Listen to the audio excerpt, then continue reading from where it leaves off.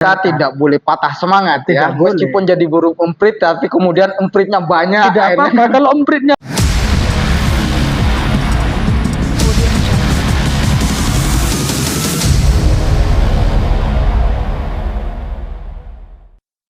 Assalamualaikum warahmatullahi wabarakatuh. Bismillahirrahmanirrahim. Alhamdulillahirabbil alamin. Wassalatu wassalamu ala asyrafil anbiya'i wal mursalin sayyidina Muhammadin wa ala alihi wa sahbihi ajma'in. Amma ba'du. Alhamdulillahirabbil alamin. Kita masih diberi nikmat sehat oleh Allah Subhanahu wa taala pada bulan suci Ramadan ini. Semoga segala amal kita diterima oleh Allah Subhanahu wa taala. Pemirsa An-Nur Media yang kami hormati, yang budiman, alhamdulillah pada sesi kali ini kami menghadirkan narasumber tamu yang luar biasa istimewa. Kami beberapa hari harus mengcancel atau menyesuaikan dengan acara beliau karena begitu padatnya.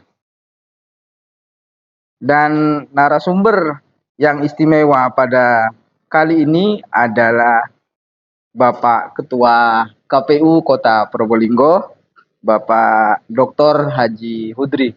Terima kasih atas kehadirannya. Saya manggilnya Pak Ketua atau gimana ini? Bebas, Gus. Bebas ya, bebas. Baik.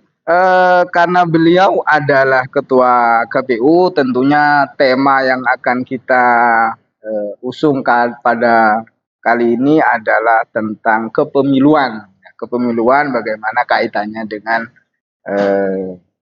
bagaimana memilih atau mencetak seorang pemimpin yang amanah, yang memang sesuai dengan ajaran Rasulullah SAW. Nah, tema yang spesifik pada kali ini adalah pemilu sebagai ritual politik. Bahasanya agak tinggi nih, ada ritual begitu ya. Karena pemilu adalah sesuatu yang kita lakukan secara tertib ya, tiap 5 tahun sekali, baik itu pemilu legislatif atau pemilu presiden ya. Nah, untuk lebih jelasnya langsung saja kami serahkan kepada Bapak Haji Hudri. Monggo. Terima kasih. Assalamualaikum warahmatullahi wabarakatuh. Waalaikumsalam warahmatullahi wabarakatuh. Bismillahirrahmanirrahim. Allahumma sholli ala sayyidina Muhammad wa ala ali sayyidina Muhammad. Yang pertama saya sampaikan terima kasih Gus Munir memberikan kesempatan yang sangat mulia kepada saya di An-Nur Podcast Trend ini. Ini kan satu langkah yang sangat progresif ya, dilakukan oleh pondok pesantren, bahwa pondok pesantren ini melek teknologi digital, betul, mengikuti peradaban. Nah, ini kan luar biasa. Jadi kalau di masa lampau pondok pesantren itu identik dengan ketidakmapanan, dianggap tradisional. Nah, sekarang justru pondok pesantren menjawab tantangan dengan segala kondisi yang ada yang menjadi kebutuhan masyarakat. Nah, termasuk yang malam hari ini akan kita diskusikan, Gus. Jadi saya sebagai penyelenggara tentu juga berterima kasih karena ini salah satu bentuk kontribusi aktif positif pondok pesantren terhadap agenda demokrasi elektoral pemilu yang akan datang. Sekarang sudah berproses begitu ya. Nah, bahwa saya punya istilah bahwa pemilu itu bukan pesta demokrasi, tapi pemilu itu adalah ritual politik. Kenapa? Karena kita memilih pemimpin. Memilih pemimpin tidak hanya sekedar berbicara tentang kekuasaan, tapi berbicara tentang tanggung jawab moral, politik, dan juga tanggung jawab untuk mewujudkan kesejahteraan masyarakat. Nah, ini yang paling penting. Kenapa? Karena ketika kita bicara tentang ritualitas, kita bicara tentang kesucian. Bahwa memilih pemimpin itu adalah sebuah ikhtiar suci untuk memilih seorang pemimpin yang diharapkan mampu membawa kebaikan Baik. untuk semuanya, gitu ya. Ya. Jadi untuk kemaslahatan rakyat, kemaslahatan bangsa, agama dan lain sebagainya. Demokrasi ini kan menempatkan hak rakyat pada tempatnya, menempatkan keinginan rakyat pada tempatnya. Maka ketika rakyat ingin haknya tersalurkan dengan baik, ya diantaranya dengan memilih pemimpin, begitu juga dengan keinginannya. Bagaimana agar keinginannya terwujud? Ini dari sisi rakyat. Nah, pemilu ini instrumen untuk mewujudkan demokrasi. Nah, maka sebagai instrumen untuk mewujudkan demokrasi, sebaik mungkin pelaksanaan pemilu dilaksanakan dengan sebaik-baiknya. Kita mengenal istilah berintegritas. Berintegritas itu tidak hanya tidak hanya dilihat hasilnya akan terpilih para pemimpin dan wakil rakyat, tapi lebih dari itu, semua proses penyelenggaraan pemilu itu harus berpegang teguh kepada asas moralitas, kemudian norma hukum yang berlaku, prinsip pemilu langsung umum bebas rahasia, dan juga asas pemilu yang lainnya yang ada 12 itu. Ya, termasuk diantaranya bagaimana penyelenggara pemilu menjalankan tugas dan kewajibannya dengan penuh dengan tanggung jawab dan berintegritas. Nah jadi ini adalah maksud dari pemilu berintegritas sebagai wujud dari demokrasi yang berkeadaban yang ingin kita raih bersama. Nah, maka ketika proses demokrasi yang diwujudkan dalam pemilu ini berjalan dengan baik, maka output yang paling mudah dilihat itu kan terpilihnya pemimpin yang baik.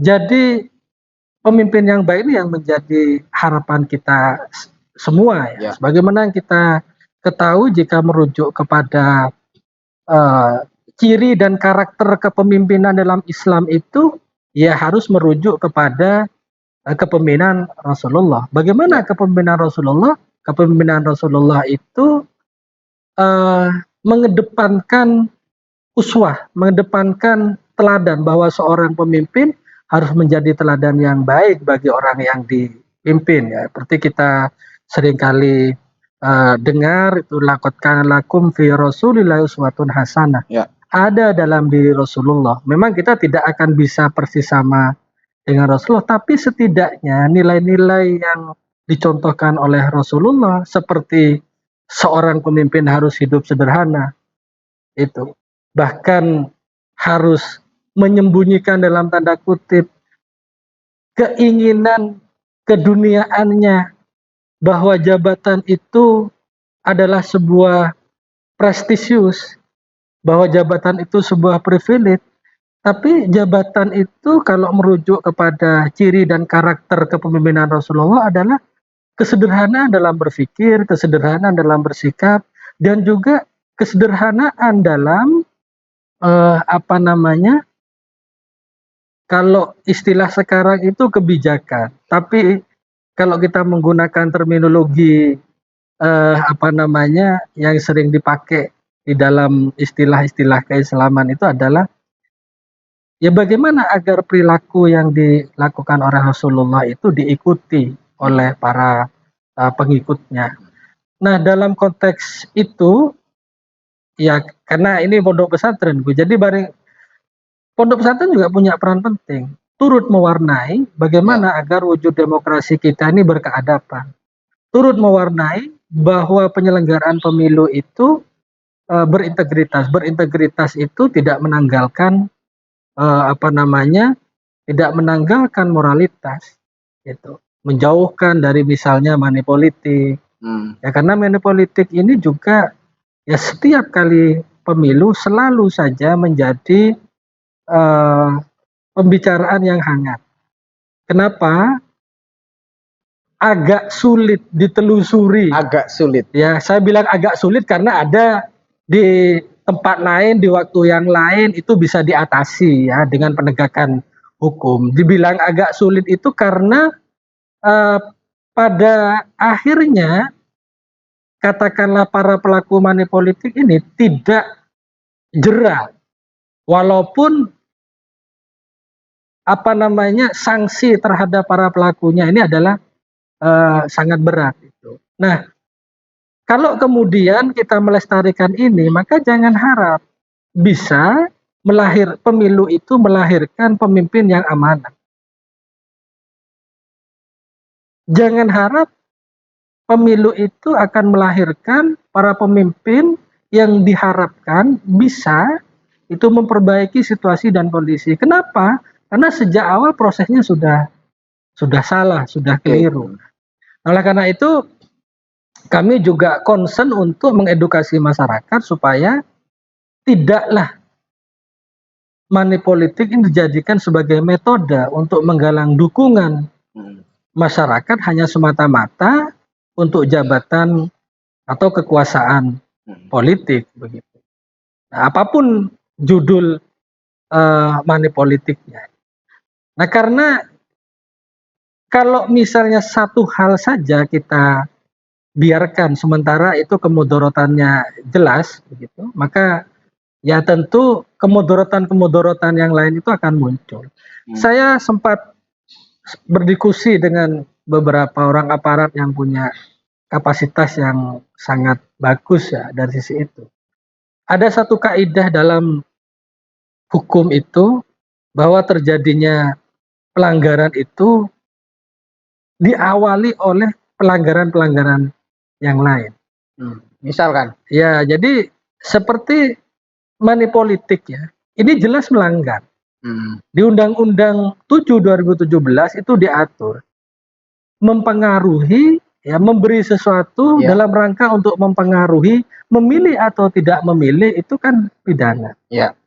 Nah, ini melanggar. Dengan cara apa? Dengan memberikan money politik atau politik uang, ini melanggar. Maka kemudian ketika yang bersangkutan ini terpilih, tidak menutup kemungkinan akan terjadi pelanggaran yang lain. Satu misal tindak pidana korupsi. Begitu. Jadi betapa besarnya biaya politik yang dibutuhkan dengan bermoney politik. Nah, sehingga kemudian ya akan muncul pelanggaran yang lain ya, salah satu diantaranya ya pidana korupsi itu. Nah, kalau kemudian itu terjadi ya seterusnya akan muncul pelanggaran-pelanggaran yang lain. Jadi kaidahnya seperti itu. Nah, bahwa kita harus meyakinkan para pelaku politik nanti berdekatan ini calon anggota legislatif, yakinkan diri bahwa masyarakat sejatinya mau dan bisa diajak berpikir baik, berpikir rasional, bahwa elektabilitas itu tidak ditentukan dari itu, tapi ditentukan dari sejauh mana keyakinan diri, kemudian ya tentu track record itu penting, dan masyarakat butuh ikhtiar dan keikhlasan para wakil rakyat ini ketika nanti jadi gitu. Nah, jadi ya ini ada banyak hal lah yang terkait dengan itu, Gus. Jadi terkait dengan penyelenggaraan pemilu. Tapi pada prinsipnya antara demokrasi, kemudian pemilu dan pemimpin ini saling terkait. Maka kalau kemudian pemilu itu dianggap sebagai ritualitas dan ritualitas itu harus menjunjung tinggi kesucian karena memilih pemimpin itu bersifat suci, tidak hanya sekedar kekuasaan, maka seharusnya hal-hal yang dapat menodai atau mencederai niat suci dari ritual demokrasi dan politik itu ya jangan dilakukan. Nah, kira-kira begitu. Baik, saya tertarik ini antara biasanya orang menyebut bahwa pemilu adalah pesta demokrasi ya. Nah, kesannya kalau pesta itu kok hura-hura gitu ya. Tapi saya tertarik ritual. Saya baru sekarang ini ada dari Pak Ketua. Ritual itu adalah sesuatu yang memiliki nilai kesucian. Betul. Nilai kesucian, kemudian bagaimana sekiranya proses pemilu yang suci ini mestinya tidak dinodai oleh hal-hal yang merusak kesucian itu sendiri. Nah, harapannya seperti itu. Nah, kemudian salah satu yang merusak nilai kesucian itu adalah bagaimana dia elektabilitasnya, ya keterpemilihannya itu tinggi, akhirnya berbagai macam cara, ya, mulai dari banner, bagaimana kemudian ngasih ya, segala macam itu, atau lebih spesifiknya ke money politik. Nah, sekarang begini, Pak Jihudri, bagaimana sih sekiranya masyarakat itu memiliki kesadaran? Nah, karena ketika masyarakat itu tidak memiliki kesadaran, akhirnya mereka itu tidak tahu. Yang penting saya memilih orang tanpa melihat bagaimana integritasnya dan lain sebagainya. Nah, ada mungkin beberapa orang yang punya idealisme seperti itu, tapi ketika ini sudah masif di masyarakat, akhirnya yang idealisme itu yakin saya dia tidak akan kepilih begitu. Nah, akhirnya pemilu yang menginginkan terpilihnya seorang pemimpin yang berintegritas, akhirnya ya sudah selalu dari pemilu ke pemilu ya kualitasnya begitu saja. Nah, bagaimana menurut Pak? Iya, dalam psikologi itu dikenal dua kesadaran, Gus. Dua kesadaran. Jadi yang pertama ini kesadaran organik, yang kedua ini kesadaran non organik. Saya mengistilahkan kesadaran organik karena kesadaran itu sejatinya ada dalam dirinya. Itu ketika kemudian dibutuhkan atau tidak dibutuhkan, dia akan muncul dengan sendirinya. Fitrahnya ya? Iya, fitrahnya itu ada. Kaitannya dengan katakanlah money politik. Sejatinya masyarakat menolak. Sejatinya masyarakat menolak. Hati nuraninya sebenarnya sebetulnya menolak. Tetapi kemudian ada ya upaya-upaya yang dilakukan oleh pihak-pihak ya untuk kemudian mempengaruhi pilihan. Maka dorongan yang sejatinya itu menjadi fitrah, dia harus memutuskan pilihan berdasarkan idealisme, dipengaruhi oleh hal-hal yang sebetulnya tidak perlu itu. Ya, money politik. Nah, yang kedua itu kesadaran non organik. Nah, kesadaran non organik ini orang sejatinya tahu bahwa ini salah, bahwa ini benar. Itu, tetapi di luar itu juga ada dorongan dari banyak pihak untuk memutuskan sesuatu.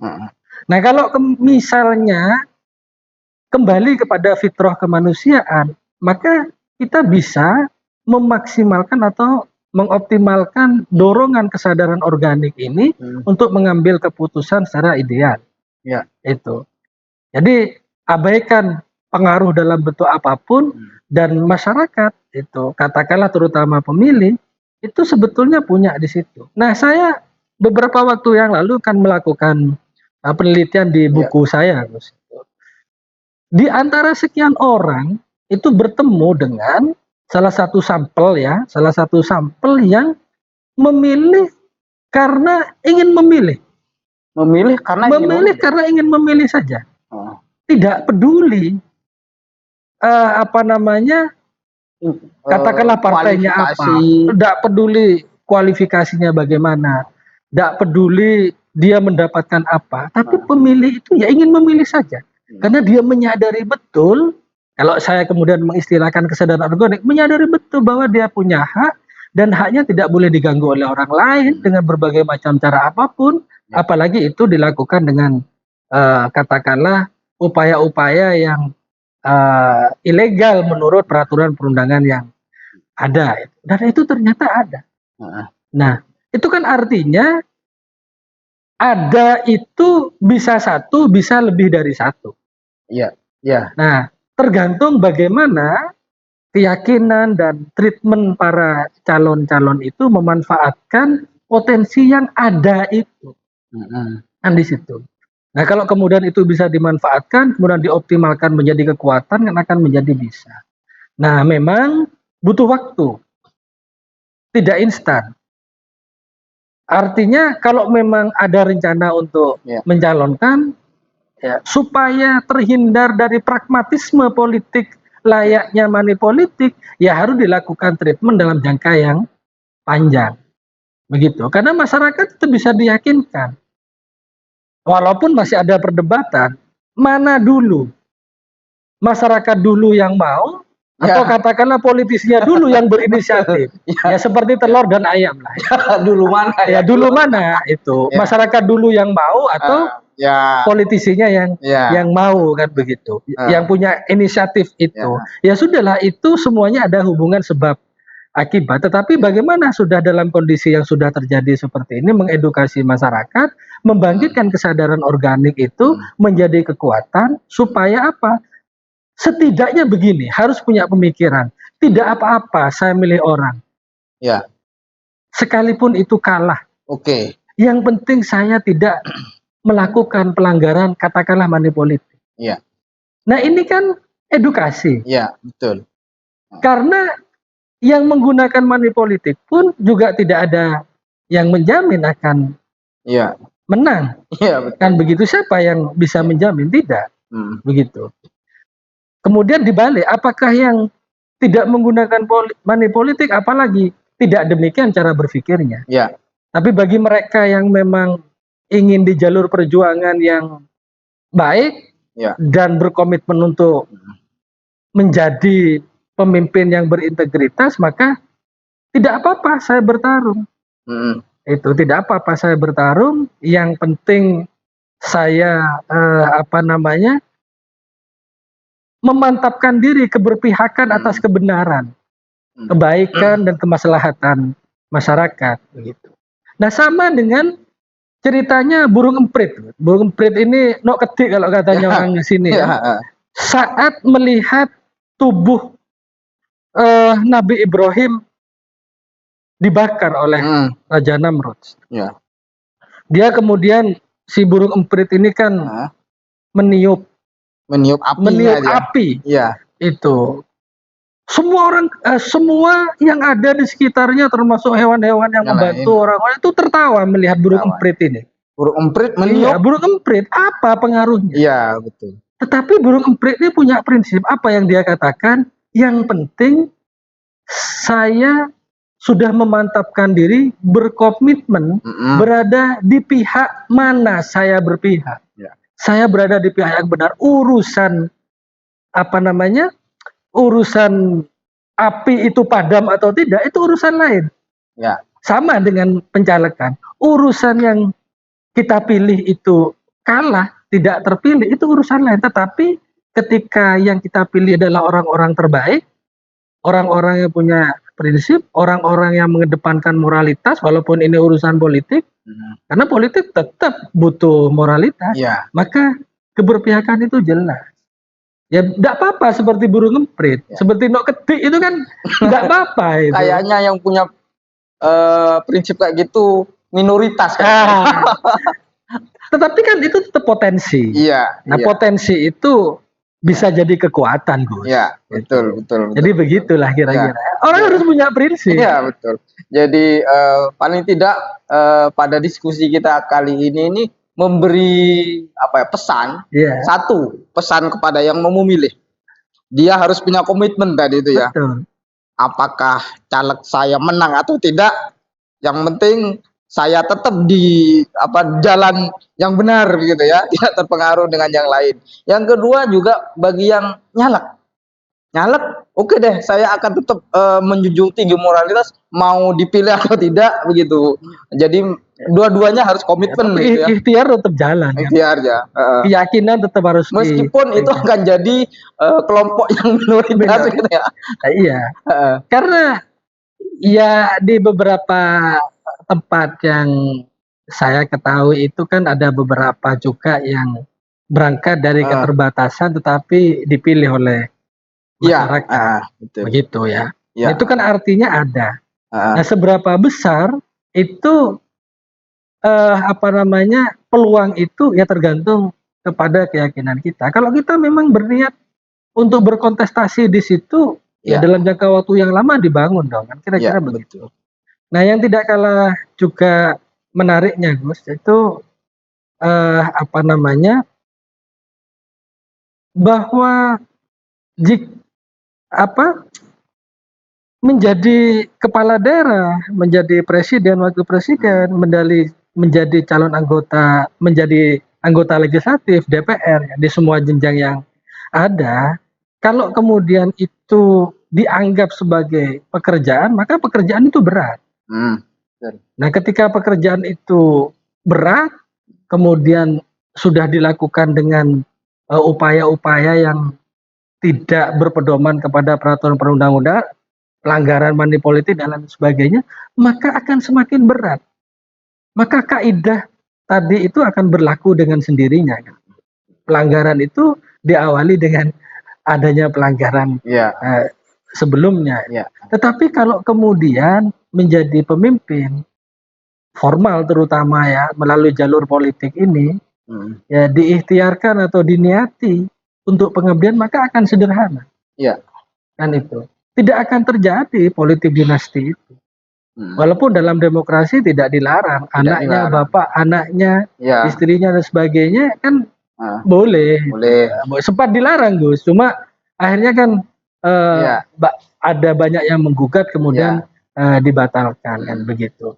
Nah, sehingga memimpin itu menjadi mudah, memimpin itu menjadi bisa mewujudkan apa yang dicita-citakan oleh banyak orang. Sesempurna Rasulullah tidak, tapi setidaknya ada nilai-nilai keteladanan Rasulullah itu yang bisa kita tiru, gitu ya. Jadi ya kesederhanaan berpikir, kesederhanaan bersikap seperti yang saya sampaikan tadi di awal itu. Ya. Nah, tapi jadi tetap harus ada contohnya. Betul. Jadi harus ada idolanya. Lah, idola yang paling sempurna ini kan ya sudah kan Rasulullah, sudah tidak ada lagi yang lebih sempurna dari itu kan. Baik. Terakhir saya ingin mengutip begini. Bahwa pemilu itu kalau legislatif dia akan memilih wakil rakyat ya. Jadi seseorang yang kita tunjuk dan kita pilih yang akan mewakili kita. Berikutnya pemilu yang baik itu pemilu di pilwali, pil gubernur ataupun presiden ya, itu akan memilih pemimpin kita kan. Mulai dari tingkatan wali kota, bupati, gubernur dan presiden. Nah, ada satu kaidah itu kan dalam Islam, tasarruful imam ala ra'iyah manutun bil maslahah. Nah, jikalau cara-caranya itu sudah tidak benar ya, bagaimana mungkin dia akan tasarruful imam, segala kebijakan pemimpin itu harus selalu mengaca atau selalu dilatar belakangi oleh kemaslahatan rakyatnya. Nah, terakhir closing statement dari Pak Ketua tentang tasarruful imam ala ro'iyah ini. Bagaimana kebijakan seorang pemimpin ataupun wakil kita itu murni semata-mata demi kebaikan masyarakat kita. Iya, kalau kembali kepada substansi politik dan kekuasaan, itu kan bertujuan untuk mewujudkan kesejahteraan ro'iyah, rakyat. Ya, rakyat. Kan begitu. Nah, kalau itu menjadi pedoman, maka sekali lagi akan mudah untuk bisa diwujudkan jika tidak diawali dengan sikap dan perilaku yang bertentangan dengan norma-norma yang ada, norma sosial maupun norma agama. Karena kalau itu dilakukan maka sulit untuk bisa diwujudkan. Sederhana saja. Jadi bukan karena mungkin pemilunya sudah baik, tapi instrumen pemilu ini kan banyak. Ya, jadi ada pemilih, ada yang dipilih, ada pihak yang terkait, kemudian ada hukum yang mengikat tentang itu. Nah, sementara sejauh ini instrumen hukumnya sudah mencukupi untuk mewujudkan itu. Nah, tinggal bagaimana membangkitkan kesadaran organik pemilih dan politisi ini supaya bisa menggunakan cara-cara yang baik, agar kebijakannya juga sederhana, bahwa kebijakannya pasti akan berpihak kepada rakyat. Nah, kalau kita bicara tentang Rasulullah mungkin jauh ya, tapi Ya. ada yang barangkali tidak terlalu jauh, itu kan Umar bin Abdul Aziz. Oke. Bagaimana beliau menjadi seorang khalifah, bahkan ketika sehari-hari semestinya bergelimang dengan fasilitas Ya. jabatan, tapi beliau memilih untuk tidak melakukan itu oleh karena tahu betul bahwa jabatan itu bukan miliknya. Ya. Jabatan itu amanah yang diberikan oleh rakyat, dan sebaik-baiknya pemimpin yang tentu menempatkan kepemimpinannya dalam keberpihakan yang jelas kepada rakyat. Dan beliau melakukan itu tidak tampak bergelimang kemewahan. Beliau juga adil kepada rakyatnya. Itu rumahnya tidak seperti rumahnya katakanlah seorang khalifah. Bahkan beliau di luar tugasnya sebagai khalifah tidak mau menggunakan fasilitas kekhalifahannya. Nah ini kan kalau Rasulullah mungkin kompleksitas kesempurnaannya banyak begitu ya. Tapi kalau yang agak turun dikit lah, turun dikit kan bisa. Nah ini yang ingin kita harapkan ke depan, dan kami tentu sangat berharap bahwa pondok pesantren juga bisa memberikan kontribusi positif. Malam hari ini Gus, podcast ini juga salah satu kontribusi positif pondok pesantren An-Nur ya di Kota Probolinggo ini, untuk terwujudnya pemilu yang berintegritas, minimal kita memberi edukasi ya. Iya, tidak apa-apa kita dianggap burung emprit. Ya. Tetapi kan keberpihakan kita kan jelas. Pondok pesantren sikapnya jelas itu. Jadi tidak apa-apa. Karena harus selalu jadi kita tidak boleh patah semangat ya. Meskipun jadi burung emprit, tapi kemudian empritnya banyak. Tidak apa-apa. Kalau empritnya banyak begitu, niup bareng-bareng, api yang membakar Nabi Ibrahim kan pasti padam juga. Tetapi walaupun satu kecil, tidak dianggap karena mungkin perannya kecil, ya tidak apa-apa. Yang penting dia sudah berkomitmen untuk berpihak kepada yang benar. Nah, saya kira itu saja yang penting, Gus. Baik, terima kasih. Terima kasih. Alhamdulillah sudah banyak yang disampaikan oleh Bapak Haji Hudri. Kata kuncinya adalah komitmen, ya komitmen baik itu dari pemilih ataupun yang dipilih. Baik, itu pemirsa yang bisa kami sampaikan. Terima kasih atas kehadiran Bapak Haji Hudri yang sudah meluangkan waktu untuk hadir pada kegiatan podcast Tren An-Nur. Semoga apa yang kita sampaikan memberikan manfaat, dan semoga amal ibadah kita di bulan suci Ramadan ini diterima oleh Allah Subhanahu wa taala. Usikum wa nafsi bitaqwallah wallahu al-muwaffiq ila aqwamit thoriq. Wassalamualaikum warahmatullahi wabarakatuh. Assalamualaikum.